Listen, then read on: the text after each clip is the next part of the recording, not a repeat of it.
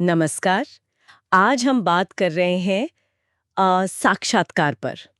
मतलब रोजमर्रा की जिंदगी का ये हिस्सा तो है, पर क्या कभी सोचा है कि यह आया कहाँ से? इसका असली मतलब क्या है? हाँ। और क्यों कुछ लोग इसे एकदम पसंद करते हैं और कुछ बिल्कुल नहीं। बिल्कुल। तो इसी पर थोड़ी गहराई से बात करने के लिए हमारे पास क्रिस्टोफर सिल्वेस्टर का एक लेख है और उसमें इतालवी विचारक उम्बर्टो इको का एक इंटरव्यू भी शामिल है। हाँ, वो बहुत अहम है। तो आज हम यही समझने की कोशिश करेंगे कि कैसे एक ही बातचीत ज्ञान का खजाना भी हो सकती है। और कैसे किसी के लिए ये एक तरह का हमला, निजी स्पेस में दखल जैसा भी लग सकता है। हाँ, और इको के विचारों से भी कुछ सीखने को मिलेगा जरूर। तो सवाल यही घूम फिर कर आता है, क्या इंटरव्यू सजाने का तरीका है या फिर वो प्राइवेसी पर हमला है? दिलचस्प कश्मकश है ये। हाँ, तो चलिए इसी को खोलते हैं जरा। ये सोचना ही अजीब है कि एक आम सी लगने वाली बात हाँ। इतनी पावरफुल और विवादास्पद कैसे हो सकती है। और सबसे मजेदार बात यह है ना कि इस पर कितने अलग अलग व्यूज हैं, खासकर क्रिएटिव लोगों के।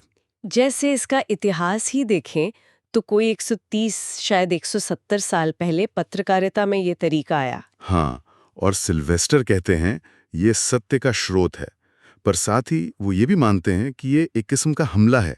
यही मामला थोड़ा पेचीदा हो जाता है। बिल्कुल, इसीलिए कई जानी मानी हस्तियां इसे पसंद नहीं करती।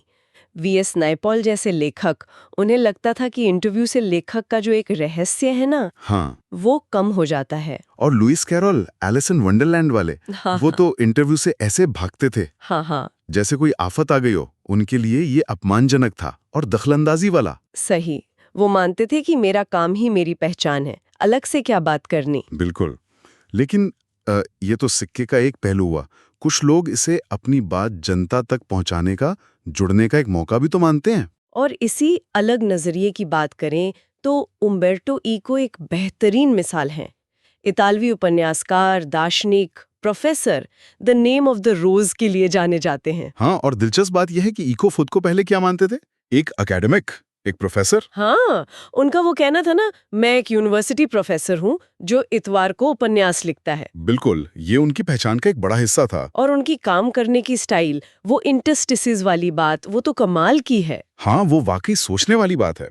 इको का दावा था कि वो लिखने के लिए कोई घंटों का खाली वक्त नहीं ढूंढते थे। अच्छा, नहीं, बल्कि दिन के जो छोटे-छोटे बेकार समझे जाने वाले गैप्स होते हैं ना, जैसे? जैसे 2 मीटिंग्स के बीच का 10 मिनट या कहीं जाते हुए कैब में मिला थोड़ा-सा वक्त, इन्हीं अंतरालों यानी इंटरस्टिसेस का इस्तेमाल करते थे।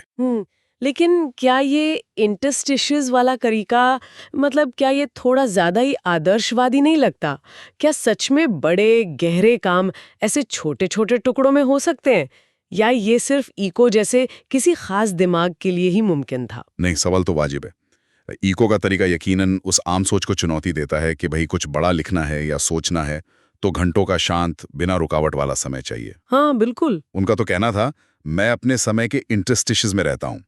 तो शायद ये दिखाता है कि ज़रूरी नहीं कि कितना लंबा समय मिला, बल्कि ये कि उस छोटे समय में फोकस कितना था, उसका इस्तेमाल कैसे किया। अब ये हर किसी के लिए काम करेगा या नहीं, ये अलग बात है। पर ये टाइम मैनेजमेंट पर एक अलग सोच तो ज़रूर देता है। और उनका वो मशहूर novel the name of the rose, वो भी तो अचानक ही इतनी बड़ी हिट हो गया था। हाँ, वो असल में कई चीज़ों का मिश्रण था। मिडीवल हिस्ट्री, डिटेक्टिव कहानी और सीमियोटिक्स यानी चिन्हों और प्रतीकों का अध्ययन। अच्छा। इको ने इसे कोई बेस्ट सेलर बनाने के इरादे से नहीं लिखा था। ये तो उनकी अपनी जो बौद्धिक जिज्ञासाएं थीं, उनका नतीजा था। इसकी जो ज़बरदस्त कामयाबी थी, वो उनके लिए भी एक सुखद हैरानी थी। तो कुल मिलाकर देखें तो साक्षात्कार आज की दुनिया का, खासकर पब्लिक लाइफ का एक जरूरी हिस्सा है। हाँ, बन तो गए हैं, पर इसका अनुभव सबके लिए अलग है। किसी के लिए जानकारी का साधन, किसी के लिए दखलंदाजी। और उम्बर्टो इको का उदाहरण, वो सिर्फ इंटरव्यू के बारे में नहीं, बल्कि समय के इस्तेमाल और लगातार सीखते रहने के बारे में भी काफी कुछ बताता है। वो इंटरस्टिसेस वाली सोच तो खास है। संक्षेप में कहें तो इंटरव्यू जानकारी दे सकते हैं, विवाद भी बना सकते हैं। और इको जैसे लोग दिखाते हैं कि कैसे समय के छोटे-छोटे टुकड़ों का सही इस्तेमाल करके भी बड़ा काम मुमकिन है। तो यहाँ एक सवाल छूट जाते हैं सोचने के लिए। क्या वाकई किसी गहरे काम या क्रिएटिविटी के लिए लंबे, बिना किसी रुकावट वाले समय की जरूरत होती है, जैसा हम अक्सर सोचते हैं? या फिर ये बस एक मिथक है? और क्या हम सब अपने रोजमर्रा की भागदौड़ के उन छोटे-छोटे अनदेखे इंटरस्टिसेस का बेहतर इस्तेमाल करके कुछ ज्यादा सार्थक कर सकते हैं? सोचा जा सकता है